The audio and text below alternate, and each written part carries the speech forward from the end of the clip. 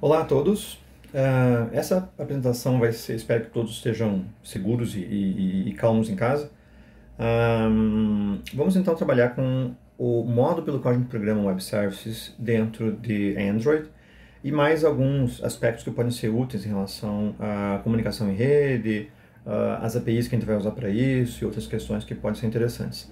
Eu estou gravando isso direto do meu tablet só para poder escrever um pouquinho mais dos slides. Então pode ser um pouco diferente das apresentações que nós temos visto até agora. Tem a piadinha, né? Que eu tinha esquecido.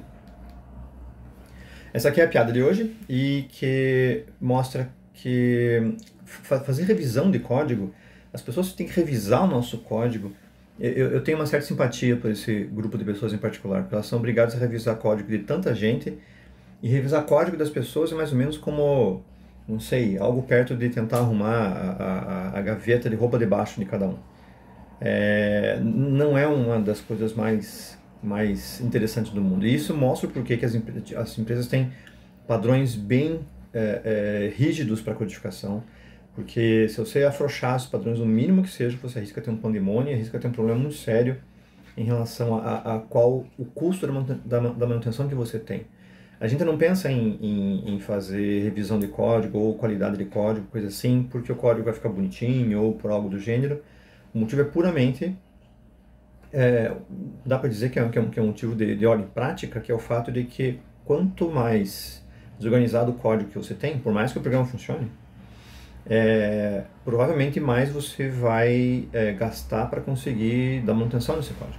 Se é que a manutenção vai ser possível, né? Eu creio que uma das coisas que, não sei se alguém já fez algum estudo sobre isso na indústria, eu lembro de ter lido um paper de engenharia de software sobre isso há muito tempo atrás, que é o fato de que quantos sistemas foram simplesmente reescritos em vez da manutenção. Quantos módulos, quantos softwares que ficam funcionando por anos ou décadas, e quando chega a hora de finalmente dar manutenção, porque algum tipo de mudança aconteceu no ambiente ou algo do gênero, se descobre que é mais barato fazer o software novo do que tentar entender que diabos está rodando naquele código.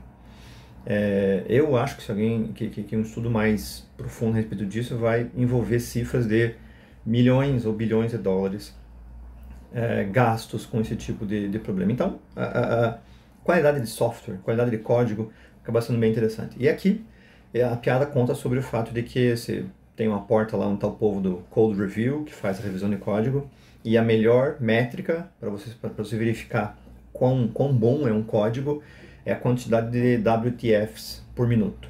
O WTF é o What the F-word. What the, a palavrinha começa com F, né? Pode ser traduzido para que de acho, mas que P é essa em português. Algo parecido com isso, mas um código bom tem alguns poucos WTFs por minuto. Um código ruim vai ter um monte de WTFs por minuto. E eu agora acabou de passar pela memória assim, todo o código que eu já escrevi na vida, aonde estaria o meu código colocado nesse tipo de classificação. Enfim, é bom não ter esse tipo de reminiscência justo agora. Vamos lá, Android, programação para Web Services. A gente trabalha com comunicação de dados em sistemas móveis de uma forma natural, porque afinal de contas, essas coisinhas aqui, elas basicamente são dispositivos de comunicação. Elas existem como dispositivos de comunicação, a função prioritária delas é basicamente criar comunicação, então desde o início você percebeu que você poderia ter um hardware que seria muito eficiente em relação à comunicação de dados e que seria eficiente para que você pudesse apresentar dados para o usuário e tratar isso de forma adequada. Aproveitando, deixa eu silenciar esse garotinho aqui antes que ele me atrapalhe no meio da aula.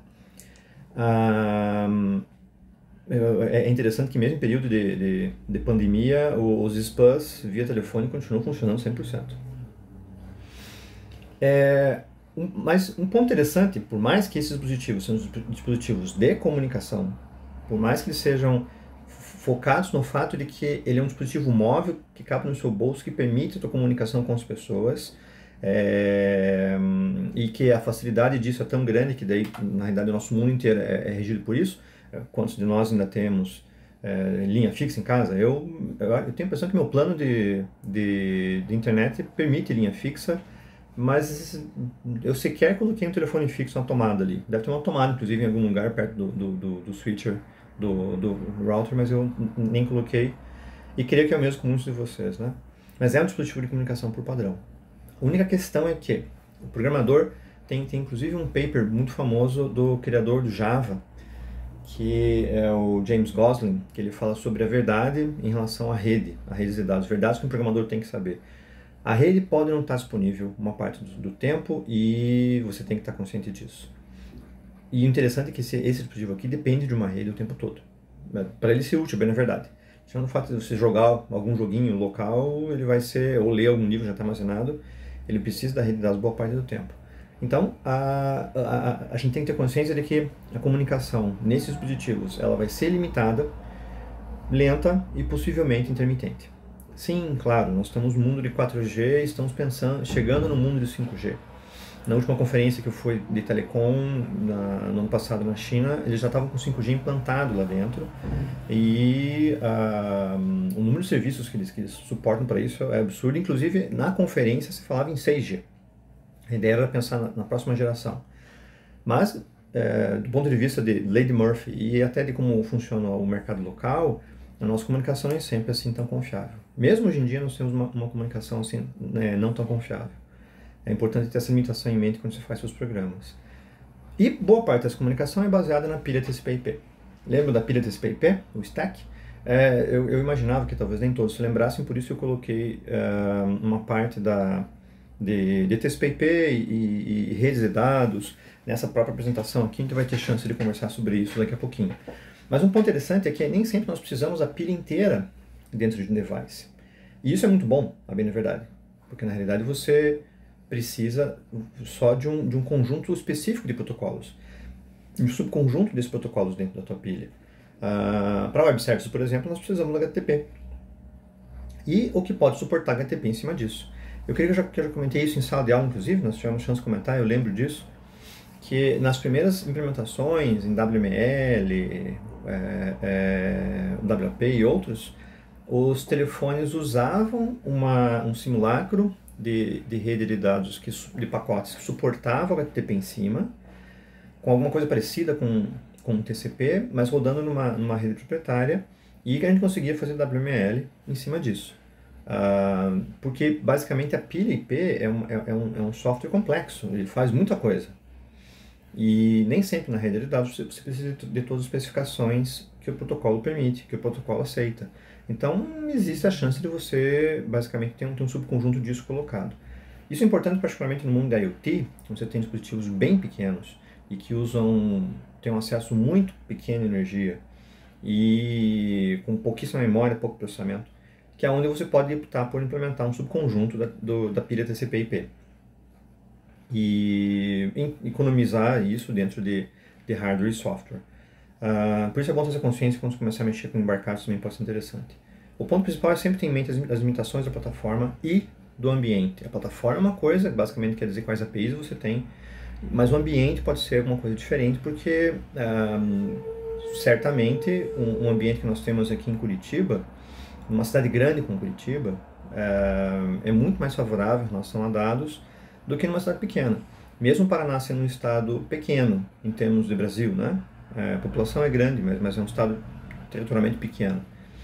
E supostamente um dos estados mais conectados, nós ainda temos municípios hoje em dia onde você não tem um 4G funcionando adequadamente, quiçá um 3G. Então, a plataforma já oferece os limites e o ambiente oferece outros. Deixa eu mover essa janelinha para cá, vai ficar num cantinho, deixa eu não atrapalhar tanto.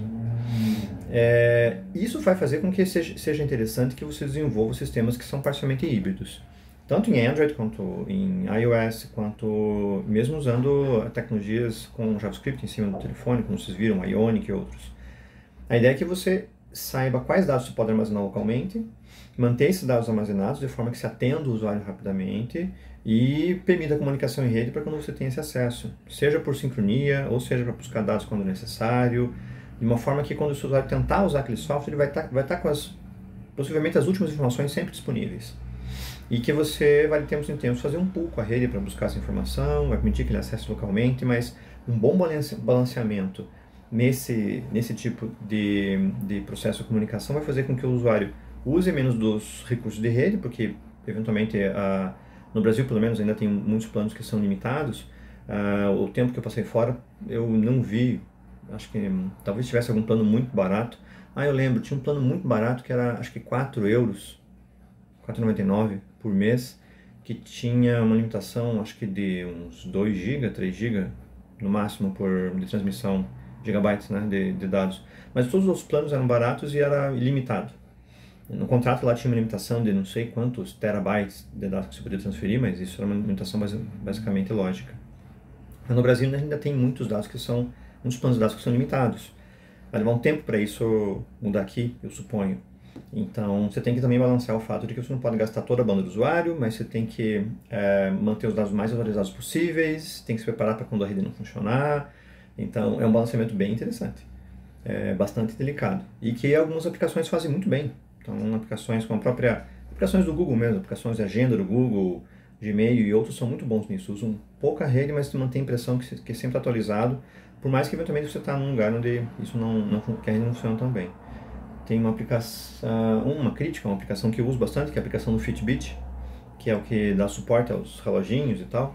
O Fitbit, ele depende muito da rede. Cada vez que você abre a interface, ele não mantém os dados antigos para te mostrar, ele sempre tenta uma comunicação, e por mais que você só quisesse ver, olha, eu só quero ver os passos que eu dei até agora, eu não preciso saber de mais informações trocadas com a rede, os passos que você deu até agora estão no teu relógio, e em comunicação Bluetooth com o celular, quer dizer, não precisa de nada de rede, mas não, ele envia esse dado para a rede e busca o dado depois para você, e eventualmente isso acaba ficando ruim, não é uma opção razoável de desenvolvimento. Já mandei a sugestão para lá, inclusive, e pelo que eu vi nas listas, não foi nem de longe o único. Enfim, como é que ocorre a comunicação dentro de uma rede de dados? Tem uma interrogação aqui. Eu não sei para onde mover essa janela aqui para ela ficar. Então, tá aqui. Como é que ocorre a comunicação dentro de uma rede de dados? Eu vi um dia que o usuário vê pixel, né? Então o usuário vê clicar de um botão. Ele clica o botão e magicamente os bytes aparecem. Ele nem sabe que diabos é um byte. Ele não precisa saber bem, na verdade, né? Esse é o ponto interessante.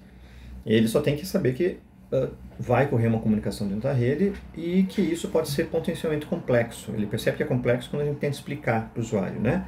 Que é uma boa maneira de ver o usuário dormir, se tentar explicar como é que funciona a comunicação em rede e tal. E a comunicação em rede é, sim, complexa. A gente, ainda hoje em dia, tem muita pesquisa e desenvolvimento em cima de tentativas de otimização da rede.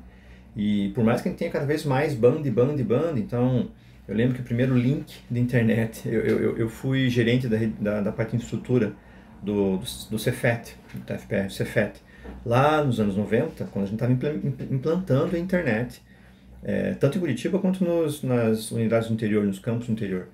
E a primeira, isso acho que deve ter sido em 94, 95, a gente tinha uma conexão com a internet, que era uma ligação nossa com o POP Paraná, que está na Federal, ali no Politécnico, que é onde o FPR e a PUC também se conectam, e imagino que outras universidades.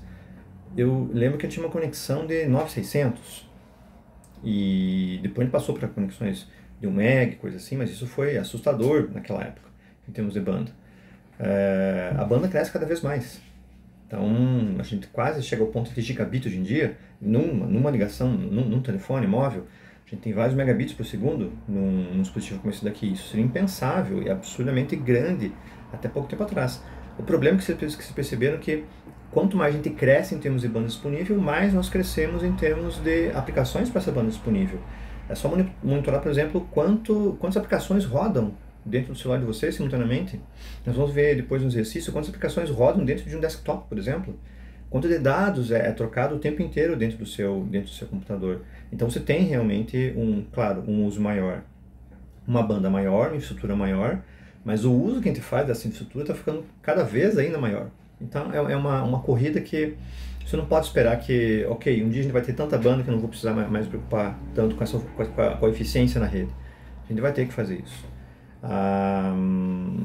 Tinha mais detalhes sobre esse tamanho de banda disponível. O 5G vai ajudar a melhorar um pouquinho disso.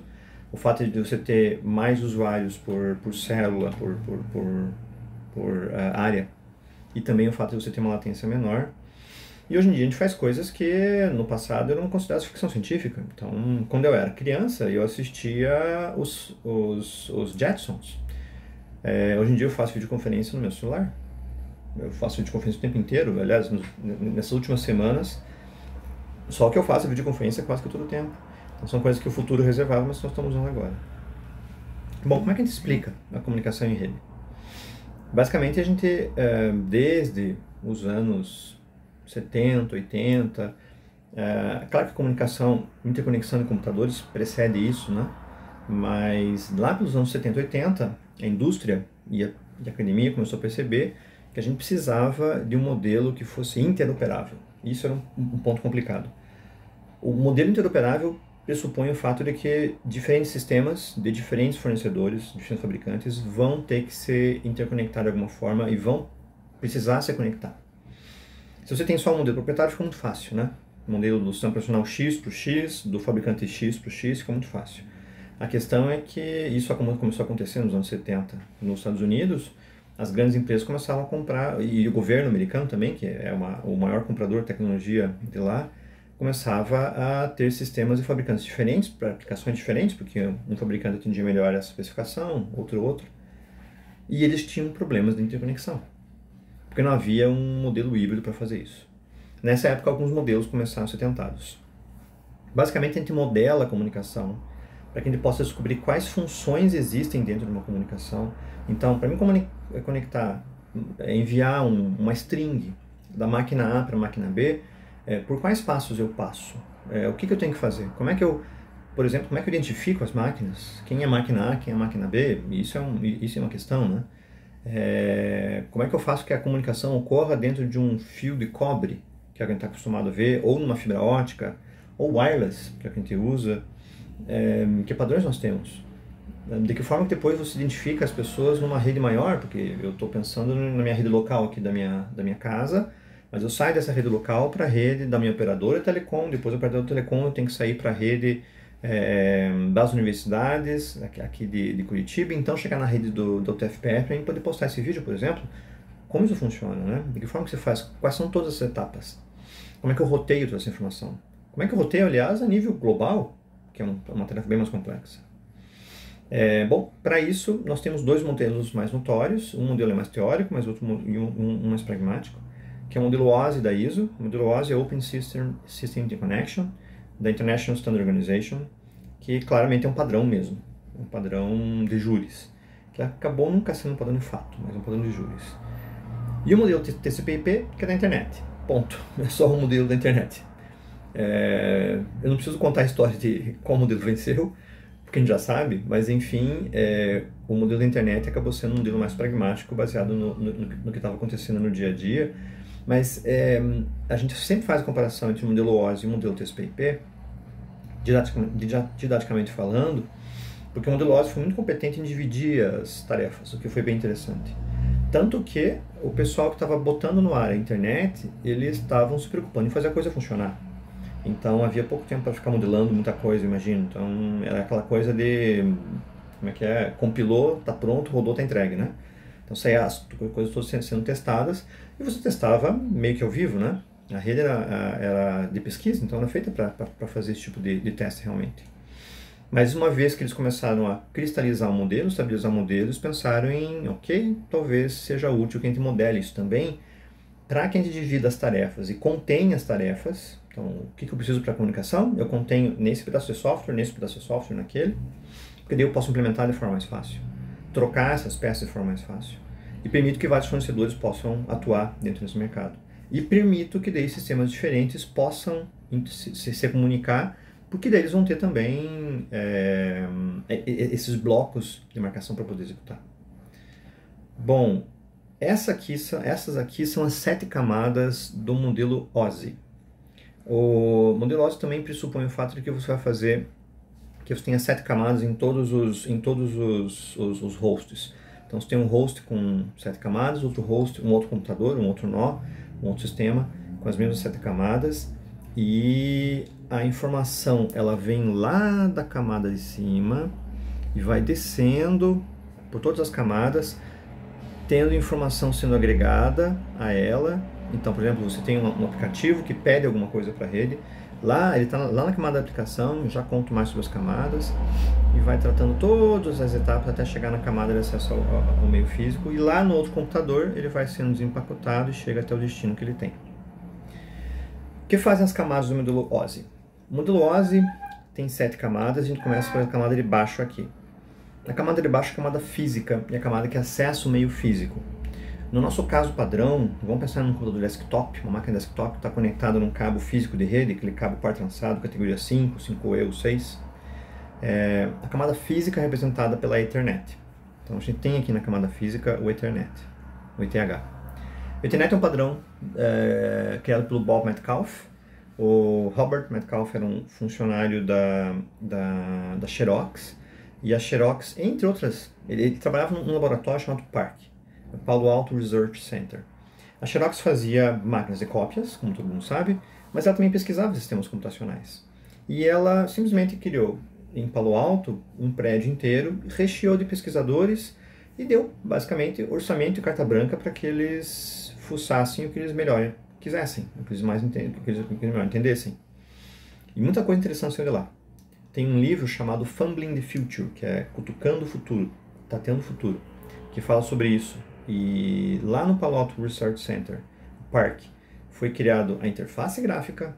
Então, se você usa um Mac ou um Linux, um X-Windows ou Windows da Microsoft, você deve a isso. Tem aquele filme muito famoso, Os Piratas de Silicon Valley, que mostra como Steve Jobs foi romanceado, é óbvio, né? Como Steve Jobs e o Bill Gates foram até o Palo Alto Research Center e não copiaram tecnologia, era uma tecnologia que eles criavam e deixavam expandida, então não foi nem copiar, foi só fazer semelhante e implementar nos seus sistemas, né? Bom, eles criaram a interface gráfica, criaram o mouse, foi criado lá, as redes, a rede Ethernet foi criada lá, o conceito de orientação a objeto foi criado lá no Palo Alto Research Center. Muita coisa que mudou na vida da computação foi criada no PARC. Eles acabaram não monetizando muito com isso, entretanto. Esse livro fala bastante sobre isso. Bom, mas aqui na camada física nós temos a Ethernet. A Ethernet é responsável por sinalizar a comunicação lá com o cabo físico. Então, no cabo físico, a gente vai ter aqui embaixo no Physical Link um Cat5, por exemplo, um categoria 5, e a gente tem um conector que é o RJ45, que a gente conecta ali dentro, tem um switcher no meio que vai nos dar conexão e tal. A gente tem aquele padrão que é mais ou menos em estrela física, porque na realidade você tem o teu switcher aqui, e tem todos os nós conectados aqui usando um categoria 5 ou 6, ou alguma coisa assim, um par trançado. A gente tem outros meios possíveis aqui dentro, né? Pode usar fibra. Antigamente não usava o cabo coaxial, no começo da rede do AltaFPR, antigo Cefet, na época eu usava cabo coaxial para fazer conexão. Mas, de forma interessante, ele é uma estrela física, mas ele é um barramento, é um bus lógico. E, em teoria, todos os nós se conectam a esse bus, eles compartilham o meio de comunicação, é um shared media, um meio de comunicação compartilhado para tudo isso daqui. E tem que ter uma política de acesso a esse meio que no cabo par trançado a gente chama de CSMA/CD, que é Carrier Sense with Multiple Access Using Collision Detection. Em português Carrier Sense, que significa ouça a portadora, ouça o meio de comunicação. Então você, para falar, você ouve o meio de comunicação e depois, se está em silêncio, então você fala. Isso permite multiple access, que daí são várias pessoas, vários nós, várias entidades usando o mesmo meio de comunicação. With collision detection, que é o fato de que você fica ouvindo para saber se a sua mensagem chegou ao teu destino, para saber se não houve colisão. Porque esse nó aqui pode ouvir o meio de comunicação e está quieto, e esse aqui também ouve o meio de comunicação e está quieto. A gente sabe que o campo eletromagnético se propaga no meio sólido mais ou menos alguma coisa como 250 mil km por segundo. Então, entre esse nó aqui, perceber que o meio está silencioso e ele começa a transmitir, quando ele começa a transmitir, ele propaga para cá e para cá. Ele vai propagando. Esse daqui também ouve logo depois, quer dizer, esse daqui ouviu, estava silencioso e começou a transmitir. Esse daqui ouviu, estava também silencioso, também começa a transmitir. Ele começa a propagar a informação dele, E esse nó aqui consegue ler esse pacote. Esse nó aqui consegue ler essa onda que está sendo transmitida. Mas possivelmente os outros não vão, porque vai chegar um ponto que esses dois campos eletromagnéticos vão se encontrar e vão gerar simplesmente ruído. Ninguém vai conseguir fazer byte nenhum ali dentro. Como é que a gente sinaliza isso no meio de comunicação? Na realidade, dentro do Ethernet, a gente usa um método de sinalização chamado Manchester diferencial, que a gente usa a amplitude do sinal, quer dizer, quanto de energia expõe no sinal, para ele ficar em níveis diferentes, e a mudança de fase do sinal, para poder representar mais símbolos por um mesmo balde, por um mesmo ciclo dentro do cabo de rede. Os cabos de rede em geral chegam a 100 MHz, se não me engano, o cabo par trançado. Mas enfim, isso aqui dá uma colisão, isso é a collision. As máquinas elas ficam ouvindo o cabo para saber se não vai vir alguma informação que não seja a mesma que ela mandou. Se vier alguma informação que não seja a mesma que ela mandou num certo período de tempo T, então detecta uma colisão. Isso é o Collision Detection. A gente usa Collision Detection porque é muito fácil e barato você detectar uma colisão e você transmitir novamente. Assim que essas duas máquinas detectam a colisão, o que elas fazem é simplesmente, ok, houve uma colisão, eu seto um tempo aleatório e volto a tentar transmitir em seguida para que meu pacote seja repetido. Só um instante.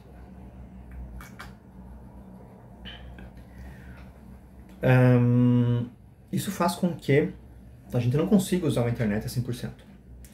Se você começa a passar de 70%, 75% de uso na internet, acho que passou de 80%, 85%, você começa a ter mais colisão do que transmissão. Então, se tem muita gente usando o meio de comunicação, a internet vai ficar instável e pode chegar a um ponto onde ele se torne inútil.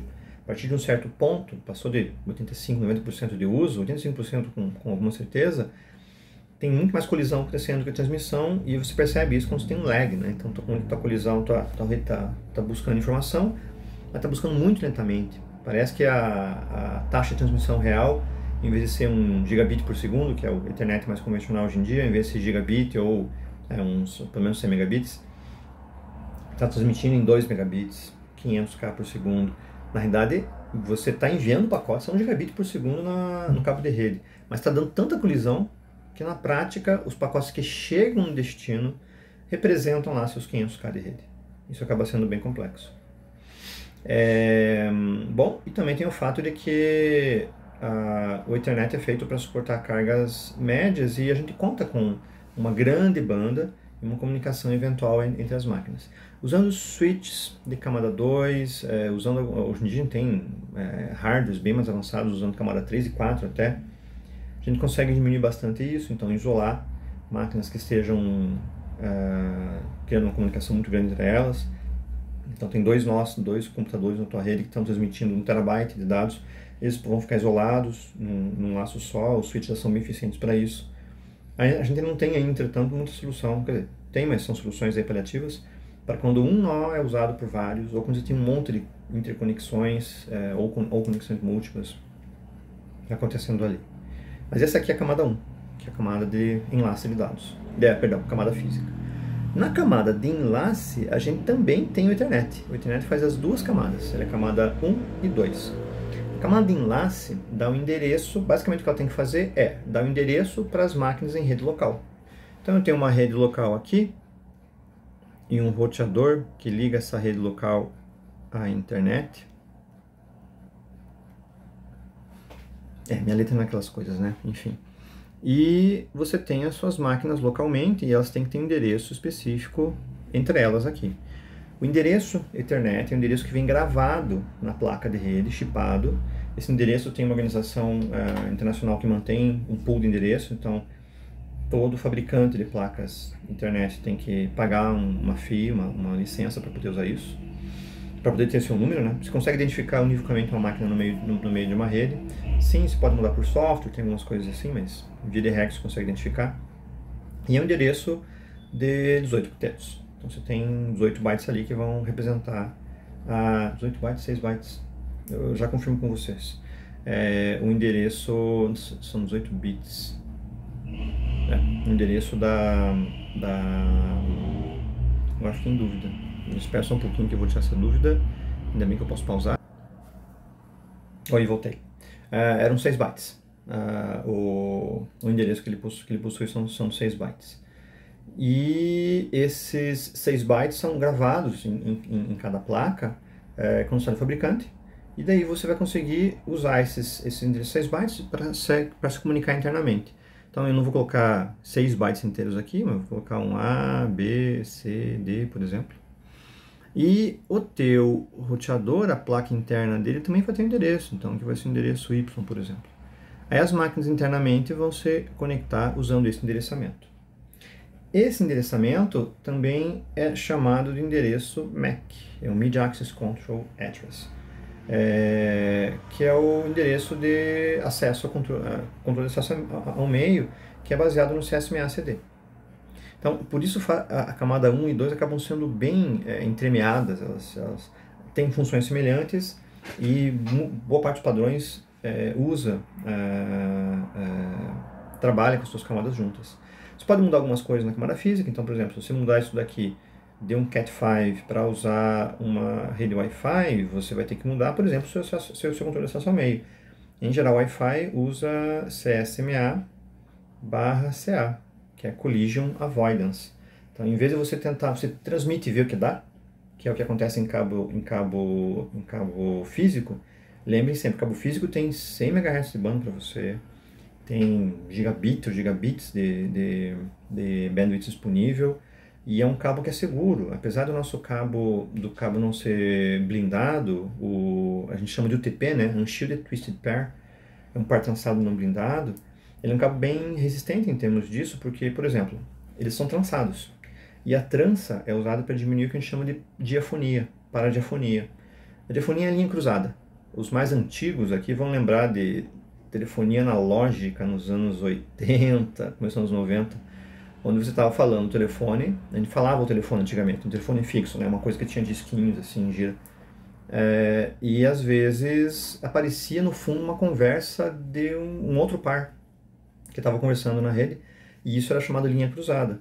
É uma linha cruzada porque você tinha dois pares, um do lado do outro, basicamente, e esses pares carregavam um campo eletromagnético. A nossa voz é transmitida por um campo eletromagnético, e um campo influencia o outro. Então, basicamente, você ouvia a conversa que estava no outro par. Isso é o crosstalk, isso é a paradifonia. E o par trançado, a gente trança o par para que o spin de cada cabo se cancele, diminua isso ao máximo. E um ponto interessante é que a gente tem 4 pares dentro do UTP, do Unshielded Twisted Pair. O par laranja, o par verde, o par azul e o par marrom. Par azul, par laranja, verde, azul, branco, azul e marrom. E esses 4 pares são trançados de maneira diferente. Se você abrir um cabo UTP, faço isso como exercício um dia, abro para dar uma olhadinha, uma trança é mais apertadinha, outra trança um pouco mais solta, outra um pouco mais solta. São trançados diferentes para diminuir ainda mais o crosstalk entre eles. Então é uma ideia bastante interessante. Mas o fato é que o cabo trançado é um cabo muito seguro. Então você pode confiar que você vai transmitir, a colisão vai ser a exceção, e quando a colisão acontecer, você retransmite, e isso é muito barato. No Wi-Fi, a colisão é frequente e é muito cara. A gente está transmitindo 2.4 GB ou 5 GB. A gente chama isso de banda suja, porque é uma faixa de frequência de micro-onda, e a micro-onda é uma faixa de frequência onde quanto mais frequente a onda, menor espaço ela se propaga, ela atenua muito rapidamente. Claro, quanto mais frequente, você pode passar mais informação. É por isso que a gente, com 5 GHz, hoje em dia, o Wi-Fi de 5 GB, consegue passar mais informação do que o convencional de 2.4 GB. Mas o fato é que ela pode sofrer influência de um monte de coisas no meio. É a mesma banda que o teu vizinho, que o Wi-Fi teu vizinho usa. É a mesma banda que possivelmente outros equipamentos de comunicação na sua casa podem usar. É claro que a indústria tenta fazer o máximo de separação possível para isso, reservar a banda e tudo o resto, mas é evidente que o meio de comunicação wireless sofre muito mais interferência do ambiente. Seja pelo sol, por exemplo, ou seja por uma parede um pouco diferente, vidro particularmente mortal para sílica, né? Areia para comunicação assim. Então, você tem um problema um pouco mais sério. Se você deixar a colisão acontecer para depois recuperar, você vai ter problemas severos. O que acontece é que a gente faz collision avoidance. Dá para comparar assim como mesa de bar, né? Mesa de bar é collision detection. Sai todo mundo falando, junto em geral, ainda mais depois de um certo número de drinks ou chopps ou o que for. O pessoal fala junto, mas quando percebe que estão falando junto, em geral um dá um backtracking, né? Para e deixa o outro falar, e a gente gera uma questão mais ou menos democrática nisso. O complicado é quando você já tem muita gente no bar que não fala ao mesmo tempo, ou o número de drinks e chopps já está num limite muito alto, aí vira o padrão de congestão numa rede internet, que daí todo mundo fala o tempo todo e ninguém entende nada. Uma rede como o CSMA-CA, Collision Avoidance, é mais ou menos como uma reunião organizada de condomínio. Então alguém pede a palavra primeiro, verifica se todo mundo entendeu isso, e então fala. Outra pessoa tem que esperar parar aquela comunicação para então pedir a palavra e depois falar. Não que seja assim sempre tão comportado, enfim, mas pelo menos a regra se basearia dessa forma. O CA é assim, o seu nó escuta a rede, verifica o que está acontecendo, se não achar ninguém, então ele lança um pacote dizendo, olha, eu vou falar agora, tá bom? E daí começa a falar. Tanto que tem um ataque conhecido para redes Wi-Fi que alguém só fica lançando pacotes de eu vou e nunca transmite nada. As redes, os terminais já têm código para tentar passar por cima disso hoje em dia, mas enfim, é o que acontece. Então você pode trocar a camada física de CSMA-CD para CSMA-CA, bastando trocar a tua interface, por exemplo. Isso acontece frequentemente. Bom, essas foram a camada da data link e a camada física. A camada de rede é responsável por um endereço um pouquinho maior. É mais ou menos como um endereço, como o número de telefone e depois o DDD, né? O número de telefone até que pode se repetir internamente numa cidade, mas com o DDD ele fica único. A camada de rede te dá a capacidade de você ter um endereço para a sua rede como um todo. Então, agora eu vou ter um endereço para essa rede toda. Então, esse aqui é o endereço 001, por exemplo. De forma que ela possa trocar informações com outras redinhas que também estão rodando aqui nessa super rede maior, que a gente chama hoje em dia de internet, interredes. Tanto que a camada de rede lá no TCP é chamada de camada interrede. Então, a camada de rede tem entre várias funções, né? O fato de dar um endereço que consegue gerenciar todas essas, que consegue ser um endereço para a tua rede como um todo. Então, agora você é a máquina A da rede 001. Estou usando endereços fictícios aqui. Na realidade, a gente resolve isso aqui no IP e resolve isso daqui dentro da a resolução IP versus endereço MAC, resolvida por um protocolo chamado ARP, Address Resolution Protocol. As nossas máquinas têm 2 endereços o tempo todo.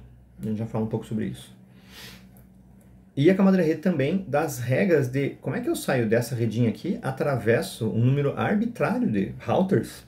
Em geral não passa de uma dezena, mais do que isso, e consigo achar essa outra rede em qualquer lugar do planeta. Como diabos você roteia toda essa informação? E daí tem protocolos que vão servir para isso. O protocolo em particular que roda aqui é o nosso bom e velho amigo IP, Internet Protocol. A gente tem outros protocolos de nível alto também. A gente tem os protocolos de roteamento que vão servir para trocar informações entre as redes e informações de rotas entre as redes. A gente pode usar numa rede interna, numa rede de um certo tamanho, um protocolo como o IGRP, o SPF e alguns outros, o RIP, que é um protocolo mais antigo. Numa rede grande, na internet, de forma geral, a gente tem que usar um Border Gateway Protocol, por exemplo, o BGP4, que é um protocolo que faz com que as redes de toda a internet consigam se achar e consigam funcionar. Opa, peraí. Network Layer, o IP está aqui. Deixei ele sem querer na Transport Layer. E o IP é um protocolo complexo. Tem um endereço, que na versão 4 do IP tem 32 bits, na versão 6 tem 128. A gente já usa IPv6 em boa parte da rede maior, mas o IPv4 ainda é usado porque os endereços que a gente vende já nos nossos hosts são IPv4. E o IP faz a nossa rede funcionar, é o protocolo que você tem endereço IP em quase qualquer host, incluindo o meu celular, incluindo o meu Smart Band, incluindo quase qualquer coisa que se imagine. Na camada de transporte, na realidade a camada de transporte deveria servir para você decidir como você vai fazer a comunicação, se é uma comunicação com garantia ou se não. A camada de sessão seria responsável por você estabelecer uma sessão de comunicação sem necessária entre duas máquinas, quer dizer, uma máquina contar para outra, olha, eu vou me comunicar com você, prepare-se aí. A preparação inclui, olha, eu vou ter que declarar buffers de memória aqui na minha máquina. Se eu vou estabelecer comunicação com outra máquina, eu tenho que ter um buffer de gravação local e um buffer de leitura, né? Porque depois eu tenho que entregar isso para a aplicação, se for o caso. E a camada de apresentação serviria para você ter os diferentes tipos de tabela de caractere, por exemplo, diferentes tipos de representação de informação que você tem entre máquinas diferentes.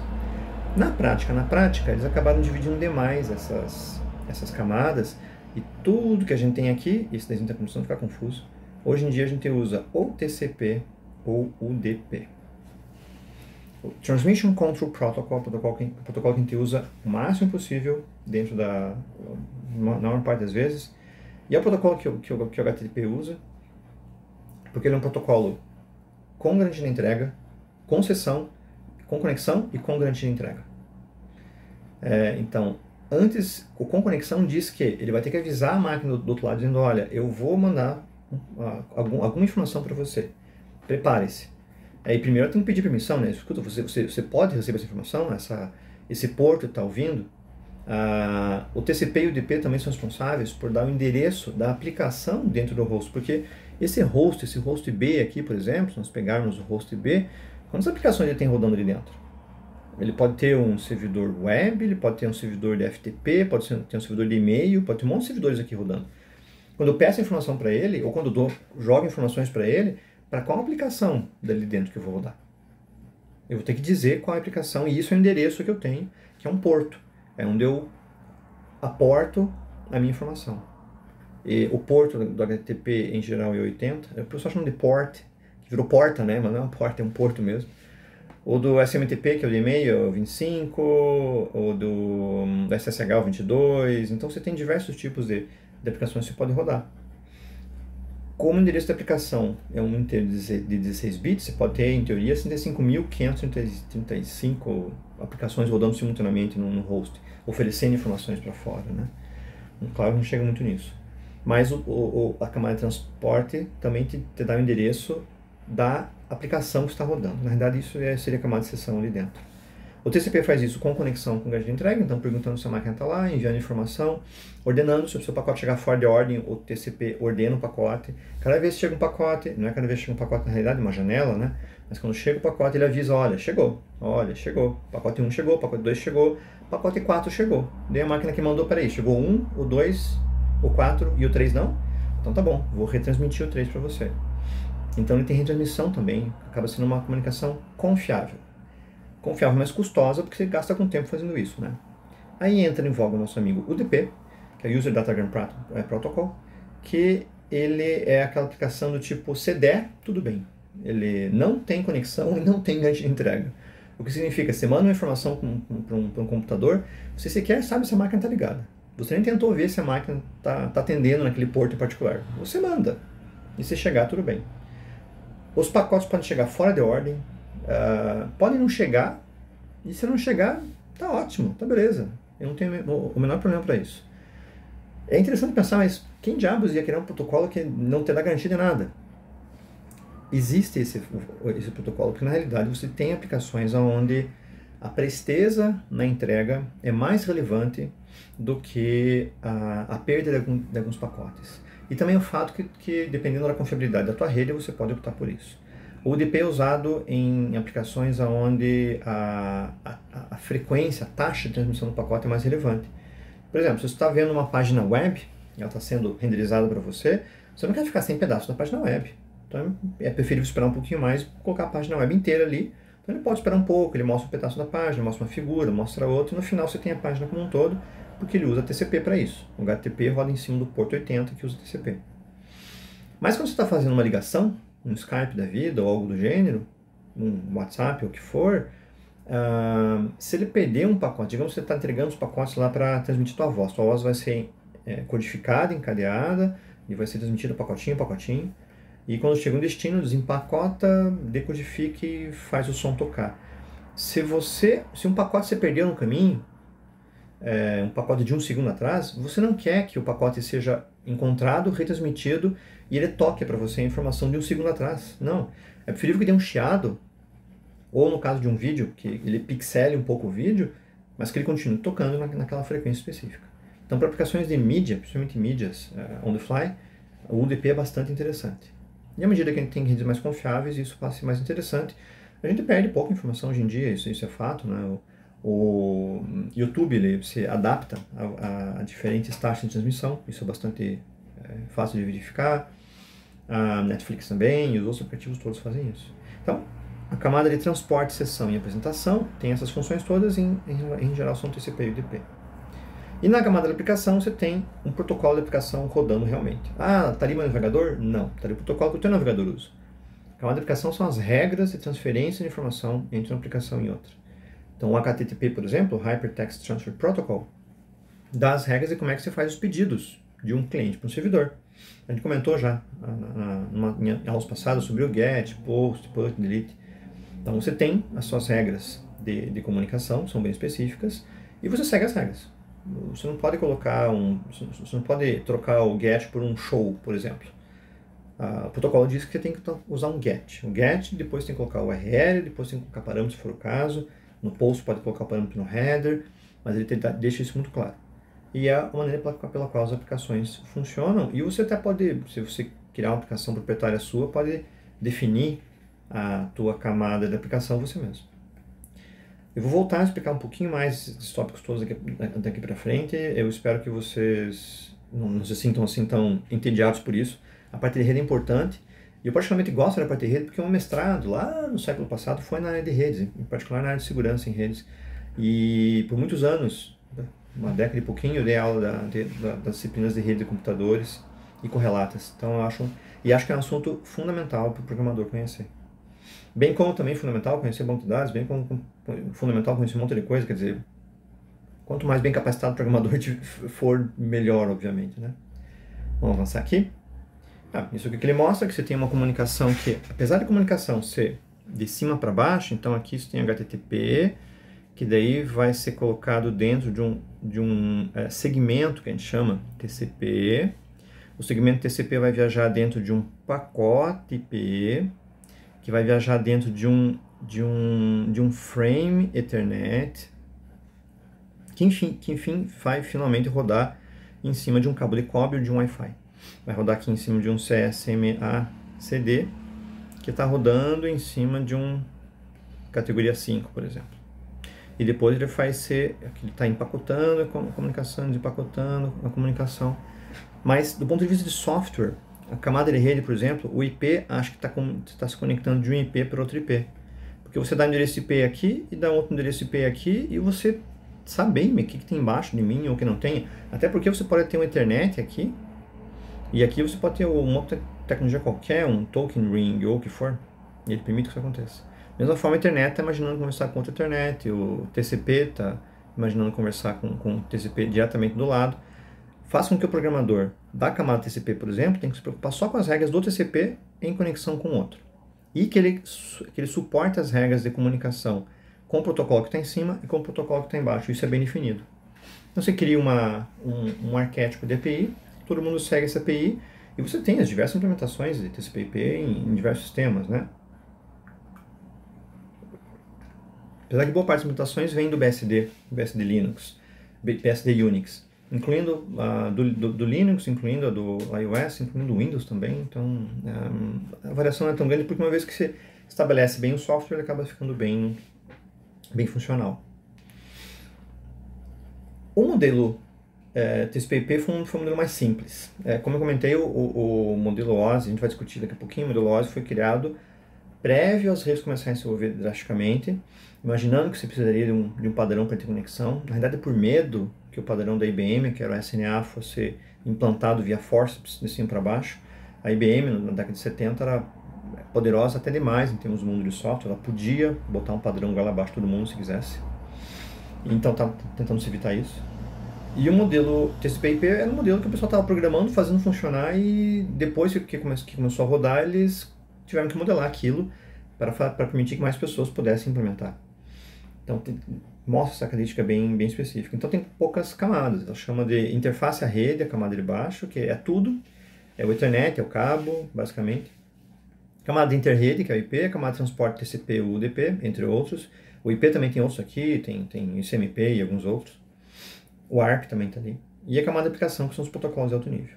Acaba sendo mais simples, e aqui tem uma comparação mais ou menos entre eles, que é o fato de que você pensa numa camada de rede aqui, de interrede, Network Interface do TCP/IP como a camada 1 e 2, camada 2 que é a internet, é a camada de rede, a camada 3 que é o transporte, a camada de transporte que é a 4 lá, e a camada de aplicação acabou fazendo tudo que teria na aplicação, apresentação e sessão, levando em conta que talvez parte da apresentação já é resolvida de outra maneira, parte da sessão é incorporada dentro do protocolo, então ele ficou um pouco diferente.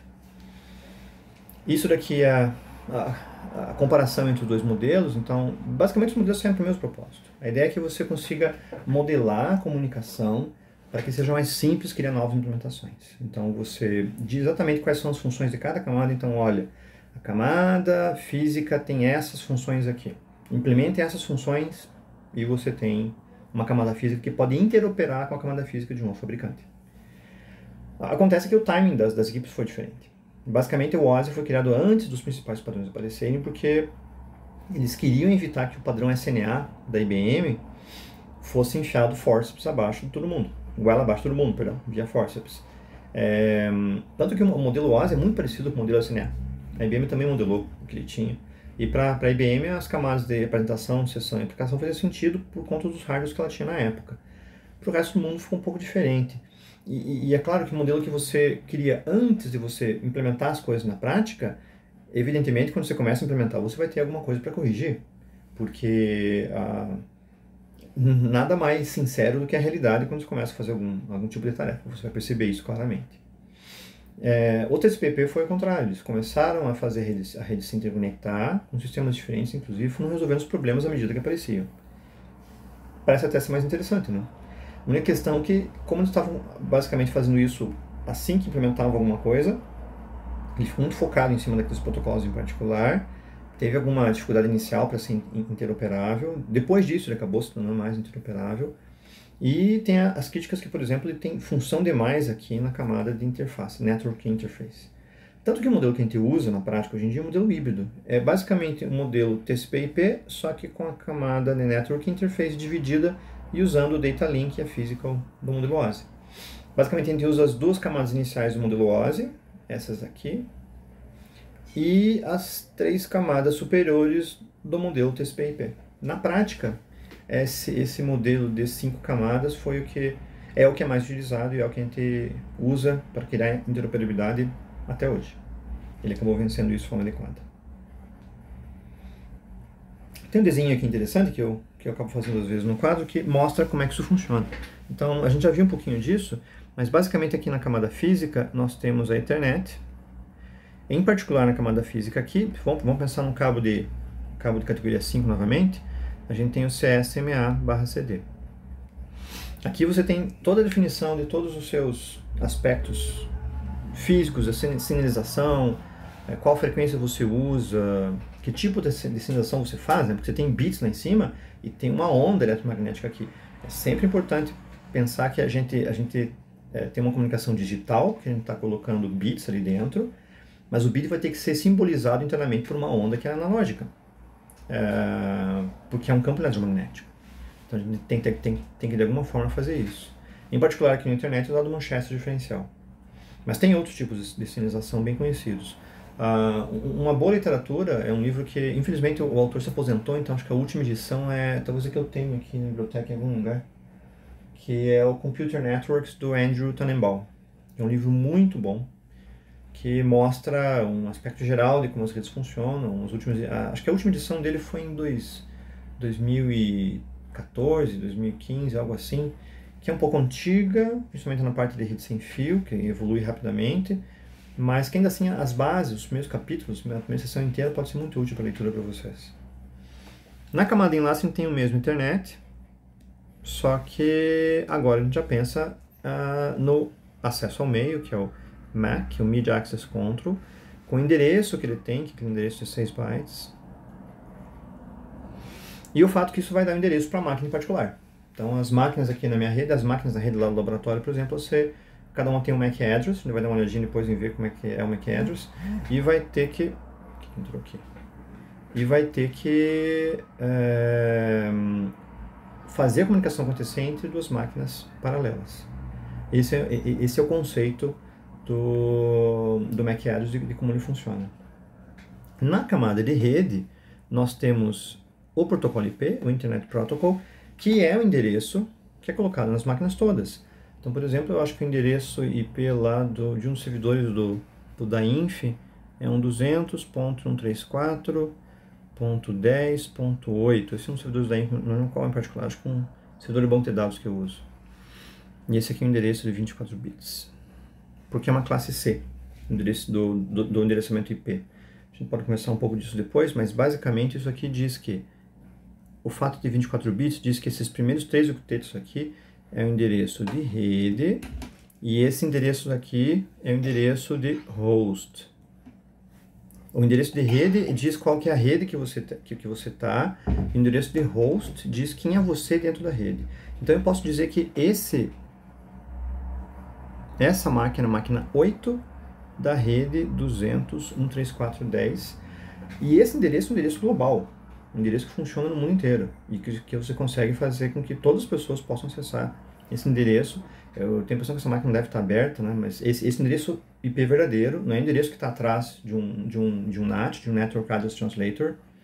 A gente sabe disso porque os 3 endereços que estão atrás de um NAT são a rede 10 inteiro, a rede 172.16 até 172.20 alguma coisa, e a rede 192.68. Alguma coisa. Essas redes são redes internas, sempre ficam para dentro de máquinas. O endereço IP da minha máquina local aqui deve ser 192.68 alguma coisa. Os endereços que são de outras faixas são endereços que podem ser então verdadeiros. Então 234.10.8 é um endereço verdadeiro ali dentro. Mas o ponto interessante é que essa máquina em particular, ela tem um endereço IP, que é isso daqui, um endereço Ethernet, que é o MAC address. Como é que ela traduz um no outro? Ela traduz o endereço no outro usando um protocolo chamado ARP, o Address Resolution Protocol. Basicamente o que o ARP faz é, uma máquina quer se comunicar com 234.10.5. Eu sou 234.10.8 e quero falar com 234.10.5. Eu sei que estou na mesma rede porque o prefixo endereço, que é a parte de rede, é o mesmo. Então o 8 quer falar com o 5, por exemplo. O ARP vai ser acionado para isso. Então ele manda um broadcast para a rede dizendo, olha, eu sou o 8 e quero falar com o 5. Quem é? E o 5 vai responder dizendo, olha, sou eu, meu endereço MAC é esse daqui. E então, esse aqui é o endereço IP, né, endereço lógico, você começa a usar o endereço físico para fazer a comunicação.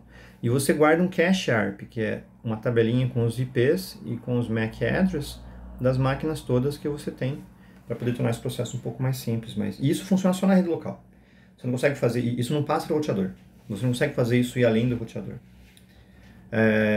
Isso faz com que a nossa rede inteira funcione. Em termos de máquinas, de equipamentos de rede, uma rede física, a gente usava os hubs, não sei se vocês lembram. Hub é parecido com um switcher, se espeta lá os cabinhos, mas ele só reforça o sinal e propaga. Ele é basicamente um repetidor. Isso é nível físico. Na camada de enlace, nós temos os switchers. O switch, ele já é um pouquinho mais perto, porque ele sabe o que é endereço de MAC, porque ele está na camada de enlace. Como ele sabe o que é endereço de MAC, o que ele faz é, quando a máquina A quer falar com a máquina B, ele não sai propagando para todo mundo. O hub, ele é muito simples, tem lá 24 portas, chega a informação de uma porta, ele propaga para as outras 24, para as outras 23. Propaga até para a porta que veio, na verdade, no enlace separado, né? Porque você tem um TX e um RX dentro do cabinho de parte lançado. Então chega uma coisa e ele só repete para todo mundo, ele faz um broadcast. O switch é mais esperto. Quando chega da máquina A para a máquina B, ele propaga só para a porta que ele sabe que está a máquina B e não para as outras. Como é que ele sabe que aquela máquina está na máquina, que aquela porta tem a máquina B? Porque num switch você tem lá todas as portinhas e as máquinas conectadas. A primeira vez que chega um pacote entrando de uma das portas, ele lê o endereço que está ali e percebe, bom, essa aqui é a máquina A. E logo detecta a máquina B, a máquina C, a máquina D, e assim por diante, e mantém isso funcionando. Então, switch mais esperto. Na camada de rede, nós temos um router. E esse router, ele já vai reconhecer endereços IP e vai reconhecer endereços, a parte rede e a parte host de cada endereço. E daí vai também criar as regras de roteamento para, bom, eu tenho que passar para aquele... Ele vai sempre pensar no conceito do próximo hop, do próximo salto. Bom, para essa rede aqui, você está na rede do Dainf, do TFPR, e quer chegar na rede do Google. O teu router não tem que saber o caminho completo do teu destino. O que ele tem que saber é, bom, quem que é o próximo que eu passo? E entrega para o próximo. E o próximo manda para o próximo, que manda para o próximo, que manda para o próximo. E, surpreendentemente, a internet funciona bem assim. Esses são os 6 equipamentos que nós temos. Transporte para cima, transporte e aplicação são mais em software. Apesar de que tem bastante equipamento de rede que já dá uma inferida lá na camada 4, na camada de transporte e camada de aplicação. Como eu comentei antes aqui, você tem o TCP e tem o UDP. E basicamente a decisão é TCP com conexão com gatilho de entrega, UDP sem conexão, sem gatilho de entrega. Os dois têm o conceito de um porto, port. Tanto o UDP quanto o TCP. Então, a tua máquina tem um port 80 TCP e um port 80 UDP. Isso é obrigatório em toda... Ela pode ter aberto ou não, né? Ela vai ter, se uma aplicação entrar no ar e abrir um porto ali dentro. Então, o teu web server, quando ele entra no ar, abre um porto e fica ali esperando conexão. É um port de espera, um port server. E daí a tua máquina vai tentar abrir um port de client com aquele port server que ele possui. O port server do servidor suporta tantas conexões quantas forem possíveis. Se der tempo, depois eu posto um código rapidinho em Java que faz um server e um client de um ecoserver, só para vocês entenderem como é que funciona em software, porque TCP e UDP sempre funciona melhor em software. Sempre funciona melhor em software. Sempre funciona melhor, acaba sendo mais usado para isso. O UDP acaba sendo daí sem conexão e sem a garantia de entrega, e é usado quando você precisa de mais informações, precisa de informações mais rápidas, e você é mais importante que você tenha uma presteza e uma frequência na entrega das informações do que efetivamente você ter todos os pacotes entregues. É o fato do vídeo, está vendo no YouTube, e o YouTube vai ser composto por um conjunto enorme de pacotes, e se perde um ou outro ali dentro, não tem problema. Quer dizer, você pode vai pixelar uma parte da tela, vai dar um flick no vídeo. Se for um áudio, vai dar uma paradinha no áudio, vai dar um chiado no áudio, coisa assim. Mas pelo menos você mantém a frequência que você espera. Você não quer que o vídeo fique parando e voltando. Imagine um segundo depois voltar um pixel que era de um pedaço da tela que era de um segundo no passado. Isso não vai funcionar. Então o DP é usado para principalmente mídia. O resto é quase todas as aplicações usam o TCP. E o TCP, porque ele faz conexão, ele tem conexão, tem caixa de entrega, ele usa o conceito de socket, que é um conceito de software muito bom. O socket torna a programação muito fácil. Então é muito fácil você trabalhar com socket, porque você simplesmente não se preocupa com retransmissão, não se preocupa com nada. Você abre um stream que grava numa máquina remota e tem um stream que lê na máquina remota, e acabou. É realmente muito simples. Eles criaram ao mesmo tempo uma solução que era boa em termos de eficiência, porque tem conexão, de entregas e do resto, e que tornou a programação muito fácil. E isso foi bom, né? Não é sempre que eles pensam em nós programadores, mas tornou a programação fácil porque isso faz com que você possa criar mais aplicações. E essa é a explicação pelo fato de qual a gente tem um número enorme de aplicações rodando hoje em dia, e é fácil fazer aplicações de TCP. E finalmente lá em cima nós temos a aplicação. Então nós temos o HTTP, que é o protocolo que a gente vai usar, o Hypertext Transfer Protocol. Para e-mail tem o SMTP, que é o Simple Mail Transfer Protocol, o SSH, o FTP, que a gente não usa faz tempo, o File Transfer Protocol. E mais os protocolos de alto nível, que então dão as regras de como é que a sua mensagem vai ser criada. E que tudo vai ser encapsulado pelas camadas de baixo. Essa explicação ficou um pouco longa, mas basicamente a maneira pela qual a gente faz com que eles funcionem, explico como é que ele funciona. Se der, eu faço alguma coisa com o socket depois, porque é sempre divertido. Faz sempre que eu programa em socket, então vai ser legal brincar de uma forma ou de outra. Isso aqui mostra mais ou menos como é que a comunicação em rede funciona. Então você tem aqui o Frame Internet. O Frame Internet é o pacote Internet, o Frame Internet. Tem primeiro o endereço destino, que daí você já lê os primeiros bytes, se não for para você já deixa de lado. Depois o endereço de origem. Tem aqui qual protocolo, tem dois tipos de pacote, bem na verdade, né? O protocolo e aqui tem um outro tipo de pacote com alguns bytes para serviço. No Prototype é porque nós temos versões dentro do Ethernet, então é importante ver isso. Daí você tem um pacote, o tamanho do pacote, máximo do pacote Ethernet, são 1518 octetos, bytes. E você tem basicamente aqui 1500 bytes para os teus dados. E um checksum no final para saber se o pacote chegou íntegro ou não. Isso aqui vai ser transmitido na rede local. E 1500 pode parecer um tamanho pequeno, né? Porque daí você tem, mas é bom que você tenha um overhead pequeno para isso.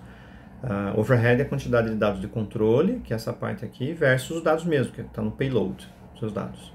Dentro do frame Ethernet, você vai colocar um pacote IP. O pacote IP tem uma série de campos no começo, é um header bem complexo, mas basicamente tem qual que é o protocolo, IPv4, IPv6, um checksum do header, não dos dados como um todo. O checksum é do... Eu já confirmo se é o header do pacote como um todo. De IP de origem, endereço IP destino e os dados. O tamanho máximo de um pacote IP são 64K. O que é um problema, porque como é que se enfia 64K dentro de 1.5K? Basicamente o que você faz é segmentação. Você pega um pacote IP, quebra em vários pedacinhos e manda para os vários frames Ethernet. O problema é, se você perder um pedaço, um segmento do pacote, você perde todos. Então o que a gente faz é tentar usar um MTU, que é o Maximum Transfer Unit, para fazer com que a Ethernet, camada de enlace, conta para a camada de rede dizendo, olha, você pode botar o tamanho que você quiser, mas o meu tamanho é 1500, meu tamanho máximo é 1500. Então, se você conseguisse restringir a 1500, tudo seria mais fácil. Vai evitar muita dor, muito choro na de dentes para o usuário que está lá em cima. E, em geral, o MTU é seguido pelo pacote IP. E, finalmente, o pacote TCP, que a gente chama de segmento, que tem também o endereço IP, TCP de origem e destino, que são os portos, né?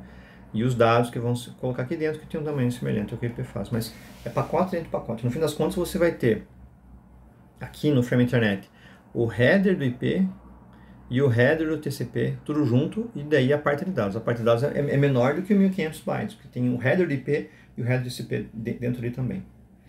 A gente tem uma batalha grande para fazer com que esse overhead seja pequeno. Bom, em geral nas palestras eu faço demonstrações, né? Então eu faço várias, eu paro para mostrar alguma coisa, e esse momento na palestra onde eu pararia para mostrar um pouquinho de como é que funciona o serviço de rede, rodar alguns comandos na console do Linux, e ver algumas coisas, rodar um Wireshark para ver um pacote passar, coisa assim. E eu vou gravar vários vídeos que são essas demonstrações, mas é mais fácil fazer um vídeo só, da palestra como um todo. E depois eu gravo o vídeo de demonstração, e daí vocês assistem. Nesse momento agora eu gostaria que vocês parassem esse vídeo, dá um pause nesse vídeo, vai lá no Moodle e tem outro vídeo já pronto para vocês baixarem, eu vou deixar na ordem, né, das demonstrações. E vocês assistem a demonstração, vê como é que é, testa a demonstração, dá uma paradinha e tal. Dá para dar uma lidinha. Eu selecionei alguns livros aqui, né? Enquanto eu espero para vocês fazerem a demonstração, eu vou ler um livro divertido que eu gosto, esse daqui. Breves respostas para grandes questões, do Stephen Hawking, que faleceu no passado, atrasado, né? Não, faz mais de alguns anos. Eu tive a chance de ver a tumba dele na abadia de Westminster, foi muito interessante. Então é um livro bem interessante, vou dar uma fuçadinha nele aqui enquanto vocês dão uma olhada no que tem lá. E a gente pode, por favor, vejam a demonstração e voltem daqui a pouquinho para ver o resto da palestra. Assistiram lá o vídeo? Que bom.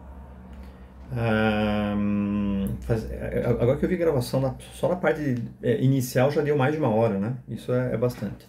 Quase teve participação especial do meu filho, quase entrou aqui também. E essa home office tem essas questões. Bom, agora que a gente já teve um apanhado geral de como é que a rede funciona, como é que ele faz a comunicação em rede dentro de Android? Bom, basicamente, a gente tem mais de uma opção para isso, porque na realidade as linguagens, tanto o Java quanto o Kotlin, o Java em particular, já tem um monte de soluções para fazer comunicação em rede.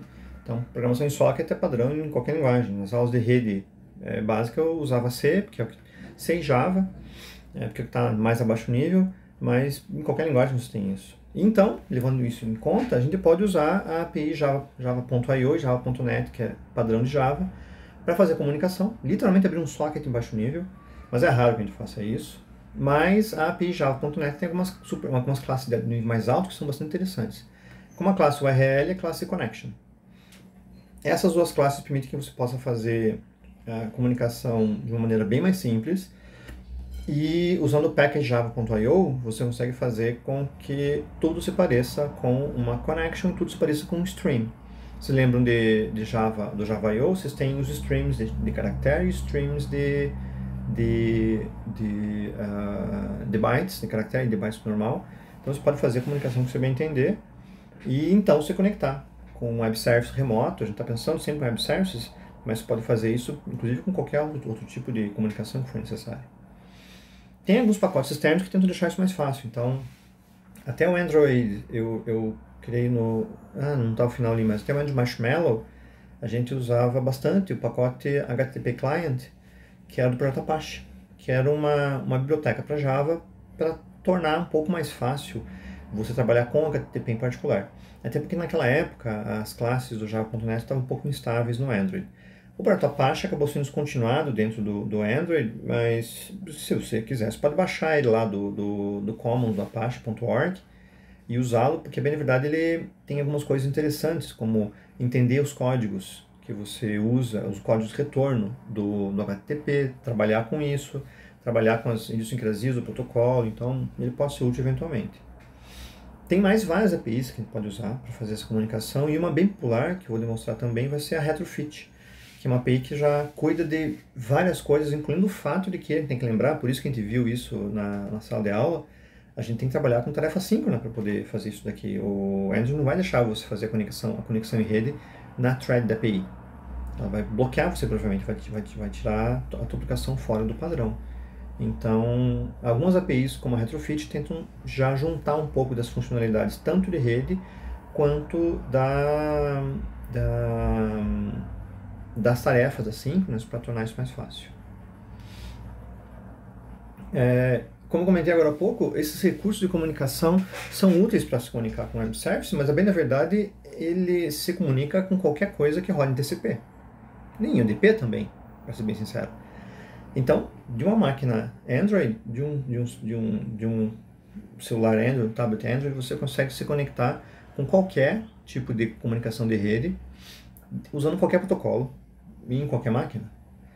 Claro que a gente já tem um padrão para essa comunicação acontecer em web services RESTful, mas se você precisar, você pode se conectar em qualquer coisa, o que é bastante interessante quando você tem hardware dedicados, quando você tem IoT, quando você tem queue processing ou coisa do gênero, filas produtor-consumidor ou o que for, ou quando talvez você esteja trabalhando com Android embarcado, porque isso tem vários hardwares de exemplo, onde você tem um hardware que roda Android, mas ele é um processador pequeno, tem toda a pilha colocada ali dentro e roda não num celular ou alguma coisa com tela, mas num embarcado que controla uma TV, ou controla uma lâmpada, ou controla um ar-condicionado, coisas assim. Então na parte da IoT também o Android pode ser interessante. Bom, internamente o Android tem também APIs para fazer parsing de tanto de XML quanto JSON. A gente vai mostrar só o JSON. Tem alguma coisa de XML que eu deixei na transparência, se alguém precisar, mas eu até creio que a gente não vai ter tempo de fazer isso completamente. E também integrados nas APIs do Android, então é fácil de usar. Claro que a gente vai ter que usar permissões para isso, então a comunicação vai exigir permissão do usuário, o internet lá no manifesto, isso vai estar no exercício. E eu não lembro se eu cheguei a comentar isso com vocês ou vocês viram isso, por favor me mandem comentários para me contar, se por acaso vocês viram como fazer as permissões por atividades, que é o tipo de permissão que a gente usa depois do Android Marshmallow, que é o fato de que você tem que, a hora que você entra na Activity que vai usar um certo recurso na primeira vez, ele pede e avisa o usuário explicitamente, essa aplicação aqui vai usar, está tentando usar, pedindo permissão para usar rede ou usar acesso a mídia ou coisa do gênero. Senão, depois eu faço um vídeo só para mostrar como isso funciona, porque tudo que não vai precisar fazer em termos de emulador vai rodar só com a permission padrão, mas no aplicativo de verdade você vai ter que colocar permissões por atividade. Caso contrário, você não consegue botar, não sei se vocês colocam na loja já, hoje em dia mais. Basicamente a classe URL é uma classe simples, E eu acho que esse PowerPoint do Android acabou de mudar a minha fonte aqui, que estava no Correio New, mas tudo bem, dá para ler um pouco ainda. O que você faz basicamente é criar uma instância da classe URL com o URL destino que você tem, que inclui o protocolo. Então tem um HTTP, alguma coisa, pode ter um HTTPS, o que for. E daí você usa o comando OpenConnection para mandar o Android fazer a conexão toda. Fazer a conexão toda, buscar já a informação. Na realidade o TCP tem um processo chamado Three-Way Handshake para saber se a máquina está disponível. Ele faz tudo isso e te entrega depois alguém da classe Connection, que a gente vai usar uma subclasse chamada HTTP ou HTTP Connection para então poder começar a trabalhar. O HTTP URL Connection tem umas vantagens, que é o fato de poder buscar informações sobre a própria conexão. Então, os códigos de erro do HTTP e coisas assim. A partir daqui, a conexão em particular, você trata como se fosse um stream padrão dentro do Java. Que daí fica muito fácil. Você tem pode criar usar o get.stream, conseguir um input stream, e como ele está mexendo com char, o input stream mexe com byte, então seria ruim usar isso diretamente. A gente pode usar a classe intermediária input_stream_reader e daí finalmente criar um bufferedReader, que aí você começa a ler informações a partir de lá. Você deve estar lembrado do bufferedReader, que seria como ler um arquivo de texto ali dentro. Você faz só um readline, enquanto o readline não for nulo, você vai buscando e vai fazendo alguma coisa, appendando esses dados em algum lugar e tratando o resultado. Formatos de resposta em geral são texto puro. Para HTTP, vai ser texto puro com certeza. Boa parte dos websites vão tratar dessa forma. Mas você pode ter também dados binários, o que acaba sendo interessante quando você tem que, por exemplo, tratar uma transferência de uma figura, uma transferência de mídia, algo do gênero, onde você daí tem um controle mais preciso do que se precisa. Aí talvez não use um bufferedReader, mas vá direto no input stream. E aqui tem exemplo de um exemplo já mais complexo de uma HTTP URL Connection. Então a URL é importante que tenha o HTTP aqui dentro.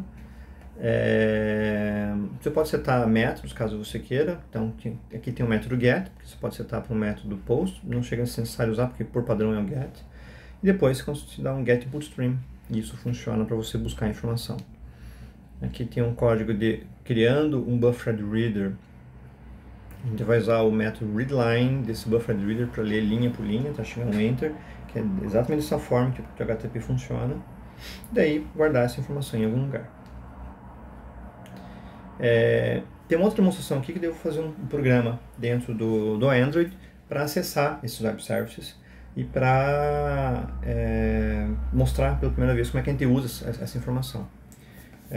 Nesse intervalo eu vou ler um outro livro muito bom, que é chamado Neurocomic. O Neurocomic é um livro interessante para nós técnicos que não somos assim muito versados sobre como funciona o sistema nervoso humano, porque aqui basicamente ele mostra de que maneira funciona, por exemplo, um neurônio, que maneira funciona o axônio, e é um neurocomic porque é uma revista em quadrinhos, basicamente. É um livro que é uma revista em quadrinhos.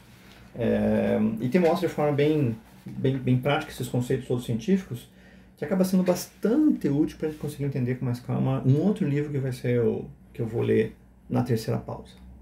Então vamos lá, assistam o segundo vídeo que está lá disponível e a gente volta aqui daqui a pouquinho.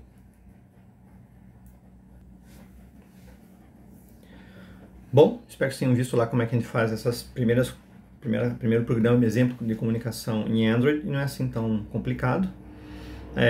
Porque basicamente a gente usa um bufferedReader para leitura de informação. Claro, a gente está pensando no exemplo que seja basicamente para texto.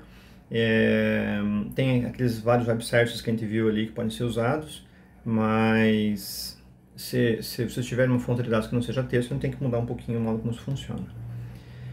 Bom, aqui tem uma parte da apresentação que historicamente está aqui já faz algum tempo. Eu deixei aqui só para vocês verem como funciona. Eu não vou nem falar muito a respeito, mas vou deixar no PDF para vocês poderem dar uma olhadinha. Basicamente como é que faz o parsing XML, porque eventualmente você pode precisar disso em algum momento. De forma bem geral, o parser SAX vai buscar informações num XML que é muito grande, e um parser DOM vai buscar essa informação quando você tem alguma estrutura menor que possa caber em memória, e esse possa caber em memória tem que ser bem pensado quando você tem um hardware que claramente não é assim com tanta memória por padrão. E um pool parser que está na biblioteca do Eno, que pode buscar informação só buscando diretamente as chaves que você tenha. Então aqui tem um pouco de código de como ele faz isso. Eu não vou nem sequer passar pelo código, só para vocês verem como isso vai rodar. E depois podem, se for o caso, pesquisar o pool parser dentro da documentação. Isso pode ser interessante quando vocês forem trabalhar com isso daqui. No nosso caso em particular, inclusive aquele web service que a gente usou no exemplo, o que ele está fazendo é tentar buscar um SEP usando um web service e recebendo um JSON como resposta. E o JSON acaba sendo mais simples. Basicamente ele é de um uso bem leve e direto. Vou falar um pouco do JSON e da JSON.org no próximo exercício. Não tem validação. Pode acabar criando uma noção de erro, mas desde que o teu web service seja bem comportado, isso não chega a ser tão complicado. Mas é importante lembrar que o tratamento de erros fica a cargo do programador. Isso já é um posto um pouco mais complexo. Mas ele basicamente trata objetos e arrays. E array contém JSON objects. E você pode ter objects, inclusive, dentro de outros objects. Basicamente, a classe é simples. Esse result aqui é a string que você busca de algum lugar. Então, pode ser de um arquivo, pode ser de qualquer lugar. Você passa uma string para criar um JSON object e ele passa a parsear dentro dali, fazer buscas ali dentro. O que é bastante simples. A string a gente pode buscar a partir de uma conexão de rede, pode ler de um arquivo, pode transmitir por Bluetooth, o que for. E basicamente você pode ter aqui os nomes todos que ele possui dentro do teu JSON, quer dizer, as chaves todas que ele possui, e daí você pode, nesse caso aqui, gravar alguma informação dentro do JSON, ou buscar, por exemplo, a primeira informação que você possui. Aqui ele está buscando chave por chave, então ele dá um get da chave em particular, mas você pode dar getString da chave que você queira. A gente vai ver isso na prática ali dentro do SEPs, que vai ser bem simples. A API de JSON é realmente bem prática, e o máximo que você vai ter de complexidade é ter que iterar em cima de um JSON muito complexo, com muita informação, que em geral também vai um pouquinho contra o que o conceito de RESTful te diz, né? Que você tem que ter isso de forma mais precisa. Aqui ele está buscando alguma coisa em particular, então a partir desse resultado eu pego uma JSON array, que provavelmente eu sei que na string resultado eu tenho um array de JSON, eu tenho que saber previamente isso, né? Caso contrário eu vou ter uma malformed string. E daí dentro dessa array eu vou buscando cada um dos JSON objects, e dentro desse JSON object eu busco uma string chamada título. Esse exercício é um exercício onde eu coloco uma lista de livros dentro de um array, ele busca isso para mim. Caso você tenha só um objeto, basta dar um getString ou get o que for do campo que você quer dentro do JSON, ele funciona também. Tem mais uma demonstração aqui, e tem mais um livro aqui, né? E esse livro aqui é porque eu estava lendo o livro anterior do Neurocomic, porque é interessante você ter uma abordagem real a ele. Esse daqui é o Deep Learning Illustrated, que é um livro muito bom, realmente muito bom, para ter uma visão geral sobre como funciona o Deep Learning e outras informações. Comentei que vou tentar fazer uma palestra específica sobre isso. Ele é realmente ilustrado, mas não achem que o Illustrated é assim absurdamente ilustrado. Ele não é assim tão ilustrado, ele tem algumas ilustrações, mas eu não vejo que ele tenha mais ilustrações do que um livro em particular. Mas o ponto interessante é que ele tem algumas boas... tem uma maneira fácil de mostrar essa informação, e isso é útil para a gente, para você ter um apanhado geral do que fazem as redes neurais e como é que isso pode ajudar. E, bom, tem o terceiro vídeo para vocês verem. Enquanto isso eu vou dar uma lidinha aqui no meu livro lá de Deep Learning, que pode ser divertido, e depois, se vocês conseguirem achar o livro para ler também, eu acho que vai ser bem interessante.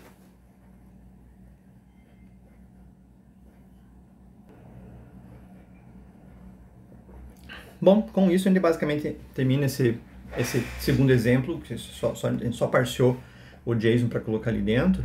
E tem algumas considerações finais aqui. As invocações sempre são assíncronas, então é o fato que a gente já usou isso, a async task lá dentro.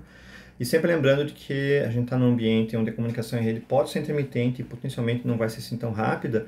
Então não custa nada tentar pensar em uma estratégia para você manter o usuário com parte de informações locais e parte de informação sendo atualizada da rede, seja por um service, seja por alguma outra maneira. Depois me contem em comentários se por acaso vocês têm, viram também service, passem mensagem no grupo talvez. Porque a ideia é que você apresente para o usuário uma sensação de uso seamless, uma sensação de uso sem ter arestas. Então ele vai ter informação que vai estar local, vai poder carregar de um banquinho SQLite talvez, e vai sincronizar essa informação com com algum servidor remoto e manter o máximo possível de operação, mesmo que a rede não seja assim tão confiável para isso. Tudo bem? Essa foi uma apresentação longa, teve um monte de conceitos no meio aqui, e tem os 3 videozinhos no meio que vão ser postados também para que vocês possam ver. Até depois, a gente conversa e vai ter mais uma apresentação daí depois para falar sobre retrofit, mas eu comento mais em seguida. Até mais!